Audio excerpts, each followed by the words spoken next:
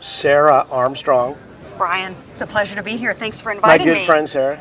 Yeah. So we were talking, this is the problem when you know somebody, is you don't really prepare because it's like, well, it's just Sarah. Yeah. We're just going to shoot the breeze of RCM Innovation, right? Right. And we've had so many conversations over the course of our relationship. It's just a continuation, right? That's right. Yeah. Absolutely.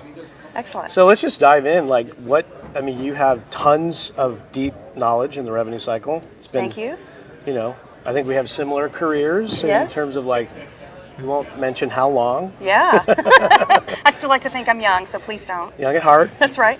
But you've seen it all, right? Seen a lot, yes. And you've been out, talking to a lot of people, including us. Yes.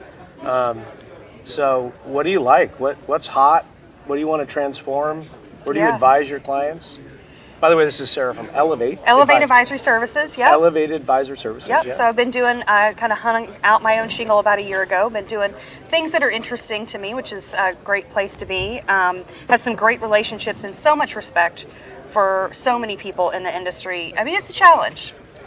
And I think that I've been doing some evaluation primarily in tech and the tech stacks that organizations are using. And there's some things that are getting me excited. Primarily the payer-provider space and how payers and providers engage in conversation, how payers or providers can go to those conversations more informed. Yep. Back in the day, the managed care group of the provider was really just fighting about a rate sheet. Yep. And now there's so much more to consider. All the off requirements, all the bad debt, all the, the covered lives, all those things. So really excited about how payers and providers can kind of put their arms down a little and figure out how to, it absolutely is needed, and how they can remove that friction.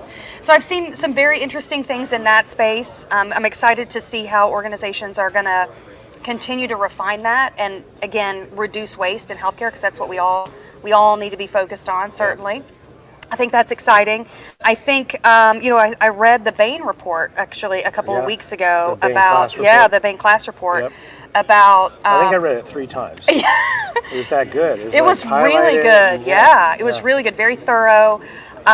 So I'm very interested to see how EMRs are going to respond to the information in that report about...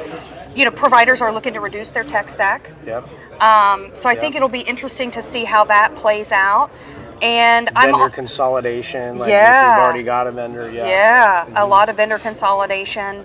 I think it's an interesting time. I mean, is healthcare ever not an interesting time? It's just, it's never dull. Never dull, never dull. And some people love it. The complexity of it and the mission of it. Some people maybe think maybe not so much. But I love it. I think it's a great time to be involved in healthcare if you have a heart for just making things better. Absolutely. I know.